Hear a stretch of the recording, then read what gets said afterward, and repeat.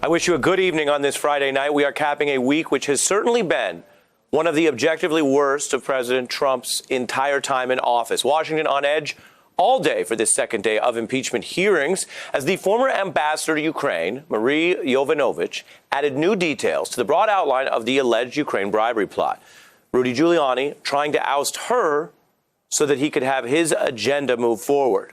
And then, as she testified about that and about Donald Trump's smear campaign against her, the president literally attacked her today during the proceeding, leading to this truly surreal moment. And now the president in real time is attacking you.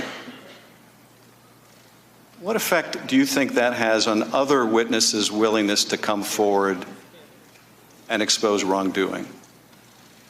Well, it's very intimidating. It's designed to intimidate, is it not? I mean, I can't speak to what the president is trying to do, but I think the effect is to be intimidating. Well, I want to let you know, Ambassador, that some of us here take witness intimidation very, very seriously. Witness intimidation is very serious. It is literally a felony. It often also can reveal the corrupt intent of a cover-up. That is to say, you intimidate because you don't want the truth to come out. Now, for citizens, it is something that can land you in jail. That is what Roger Stone is actually facing today after being found guilty on all 7 counts, a story we will bring you in this hour. Now, for a president, witness tampering, obstruction, it can get you impeached.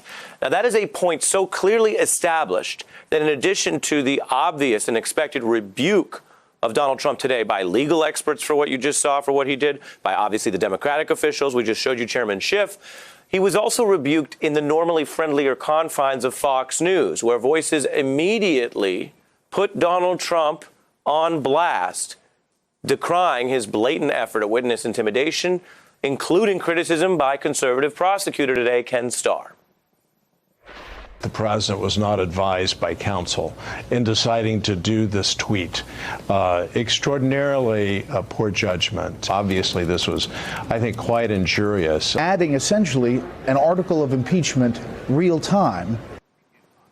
Donald Trump adding to the case against Donald Trump by basically doing more of the same, because he was, of course, caught going after this same diplomat in the infamous phone call with the Ukraine president, which is under investigation in the impeachment probe, infamously saying she's going to go through some things. President Trump said that I was bad news to another world leader and that I would be going through some things. So I was, it was a terrible moment. A person who saw me actually reading the transcript said that the color drained from my face. What were you concerned about? She's going to go through some things. It didn't sound good. It sounded like a threat. Did you feel threatened? I did. She felt threatened. She says she was threatened. This was just a part of a day of a lot of momentous pieces of information coming out. And I can tell you one more thing before I bring in our experts. You're watching this story unfold. It is really something else. You've probably noticed that very little about the impeachment process to date in the House has been bipartisan. But that's the other notable thing in today's hearing is what you didn't hear, because House Republicans largely did not echo Donald Trump's tactics today. Several even hailed this diplomat's record of independent, nonpartisan public service.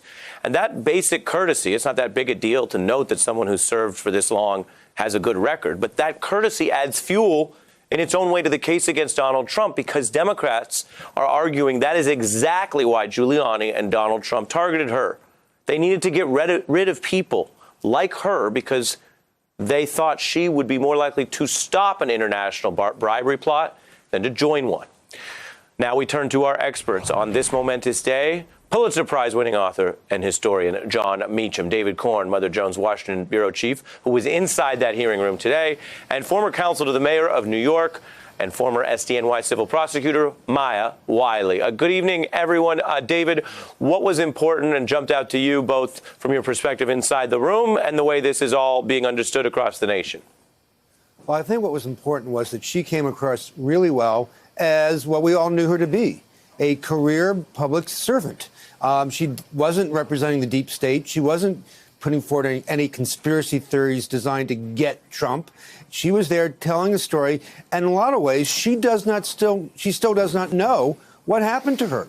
We still don't have good answers about why Rudy Giuliani and his two business associates, who now have been indicted, and a bunch of corrupt current and past prosecutors in Ukraine felt that she was such a target that they had to mount an international smear campaign, disinformation came. So she's a bit befuddled about what happened to her. She just went there to do her job and to focus on corruption and other matters, and somehow she ran afoul of these people. So it raises a very big question. Why were they scared of her? And that's something that obviously the two indicted people could talk about. Rudy Giuliani could. And it's also something that the Republicans didn't even get close to asking her about. They simply don't care. Maya, take a look at this exchange from today. Would you have recommended to the President of the United States that he asked the new Ukrainian president to investigate, and I'm quoting from the transcript here, CrowdStrike or the server? No. Would you have supported a 3-month delay in congressionally mandated military aid to Ukraine? No. Would you have recommended to the president that he ask a new president of Ukraine to, quote, find out about Biden's son? Maya, it seems there very clearly they're laying out the case that she would get in the way of this plot that Donald Trump thought would help him get reelected. That is certainly the way it came off. Obviously, the former ambassador could not say what was in Trump's mind, but that was why it was so important to lay that foundation. I mean, she's really the foundation of the house upon which impeachment's being built, because fundamentally it's about Donald Trump abusing his power with a foreign nation, trying to get them involved in domestic affairs. There was a point later in the hearing where she really eloquently talked about the importance of being nonpartisan in the context of dealing with foreign governments, because when we're abroad, our only interests are national interests, not personal interests. And what was being laid out in this hearing is that there's simply no other explanation. And Republicans could not come up, and haven't in the days of public hearings that we've had so far, any evidence that provides any alternative narrative. And really importantly, the one we thought was, at least when we were hearing, was, well, Donald Trump's primary interest was overall corruption. And I think one of the things that was laid out very clearly today is this is the person, this is the career public servant who's served 6 presidents, who was standing in the way of corruption. And it was the very people she was blocking who were bad-mouthing her to the president and getting her moved out of the way. And that included his personal attorney, who publicly stated he was there to defend Donald Trump.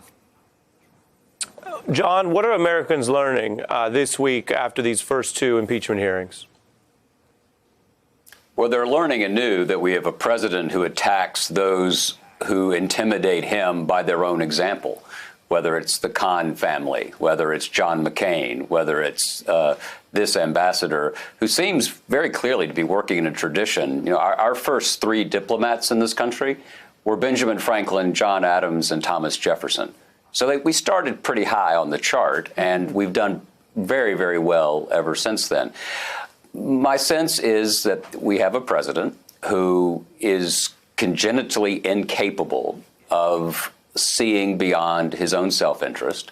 And what these witnesses have done is proven that while he wants to build a wall at the border, he has no interest in building a wall around our elections. My hope is, I looked this up the other day, 13% of self-identified Republicans voted for Barack Obama in 2008. It's told exit polls, so it's a pretty solid number. Why would you say it if it weren't true?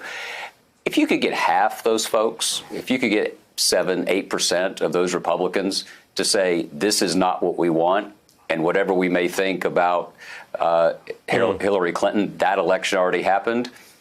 I would ask those Republicans tonight, do they think Mike Pence, President Mike Pence, would intimidate an American career diplomat? Do they think a President Mike Pence would attack John McCain? Do they think a President Mike Pence would say he didn't understand what George H.W. Bush meant when he said 1,000 points of light? Why can't they make this choice? Why can't they admit we took a flyer and we were wrong? That would be true to the American tradition of actually responding to changing data. Yeah. Well, and John, you think about the old phrase of defining deviancy down. The Watergate burglary was not ultimately considered the most successful crime operation. It was famously decried as a third-rate burglary, but very few people on the Republican side then were saying, well, the fact that it wasn't really effective, that it wasn't a good burglary, whatever that would mean if you're into crime, was not a very good defense. And so I put to you, with the historical context, briefly, here's the remarks from Congressman Schiff on that today, as we've heard some Republicans say, well, the entire plot didn't get pulled off. Take a look.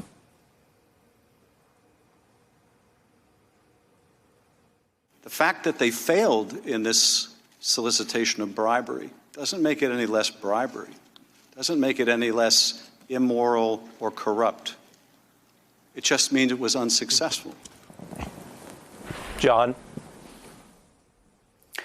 The test of the Nixon impeachment was not the efficacy of either the break-in or the cover-up, both of which were disasters, because here we are talking about them. I remember hearing Clifton White, an old Barry Goldwater strategist, say in the mid-1980s, one of the more insane things about Watergate was if you have to break into the party chairman's office, you should already know what they're saying in the party chairman's office. That's not so arguing that somehow or another the crime was not commensurate with the punishment here is not an argument. This is a president who has a pattern of abusing his power, and the fact that he can't do it very well is not a reason to leave someone at the pinnacle of power as the steward of a fragile 242-year constitutional order. There's something prophylactic about impeachment, too. George Mason at the Constitutional Convention said, "Shall any man be above justice? No, particularly the man who can commit the most extensive injustice." And I think we should focus on that. This is also about committing even more extensive injustice. Right. And what is nothing is neutral. You can't be neutral on a moving train. There's nothing neutral about being complicit in some of this alleged conduct, including what just happened today. I want to give David Corn one more, Maya Wiley, who I'm losing. David Corn comes back later this hour. Maya, John Meacham coming through with the George Mason bars, a quote we could all consider. What do you see going on from here as Americans do see some bipartisanship, I'm calling it, or at least some refusal by some House Republicans and the Ken Starrs of the world to say just anything goes? Yeah, I mean, I think what we're looking at is the argument that we are either going to have a constitutional order with a Congress that has the authority to provide some balanced oversight over the executive branch, or we're going to have a president who continuously tries to violate the law of the land for personal gain and just not worry as long as he's not able to be successful at it. But, one of the things that we heard from Yovanovitch today was he's been very successful at undermining our national security. And that is an abuse of authority that's impeachable. It's impeachable. It's impeachable. And I think we have to remember that. Our national security does not come after the personal interests of one man. Right. Right. And that is something these hearings are doing more, I think, than some other probes into Donald Trump, is really putting the stakes there. As mentioned, David Cord comes back. Maya and John, thank you so much for being part of our special coverage tonight. Hey, I'm Ari Melber from MSNBC. You can see more of our videos right here, or better yet, subscribe to our YouTube channel below. You could have been anywhere in the world, but you're here with us, and we appreciate that.